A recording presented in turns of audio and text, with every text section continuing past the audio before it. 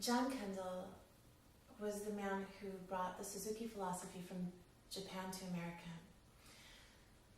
That's significant, but who he was as a human being was unforgettable. His influence was worldwide in teacher training, and his heart was bigger than a single zip code. And he was an incredible man, so I just want you to know that name, John Kendall. I think it's an important name for us to just know, being part of this lineage. But one thing he stressed to me, and I was fortunate enough to be his neighbor when I lived out east. He was in a later chapter of life when I was living out there and could not drive, and they were always seeking volunteers who can drive John to the workshop, to the event. And sure, I didn't know what I was even getting in. I didn't realize what an opportunity that was until now, and it's somebody that I think about probably almost every day.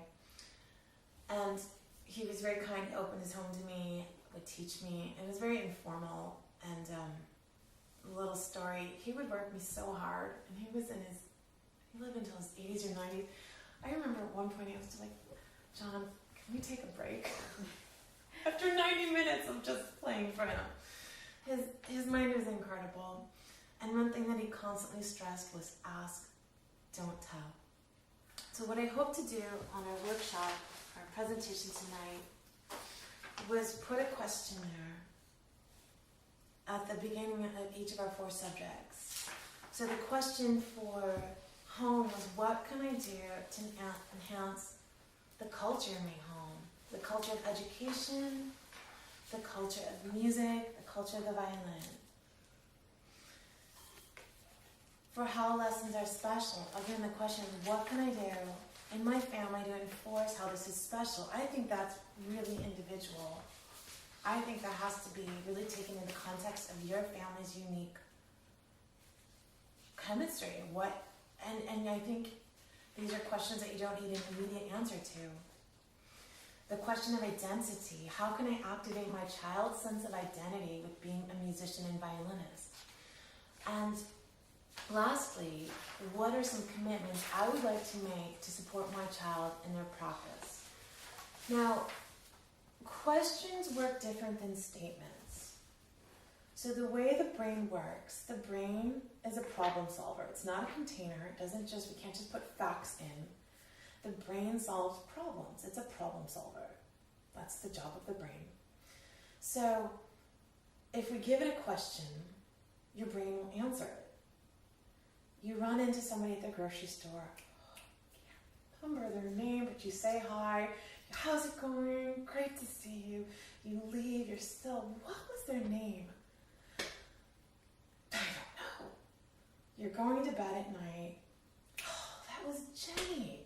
I knew her through my friend Mark. I met her 3 years ago at a party. That process worked because your brain was answering.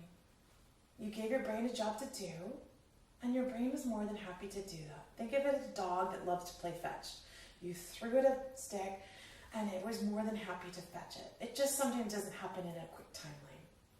I shared my own story about music. When I was at that crossroads in my life 4 years ago, I had to be able to say into words why music was important.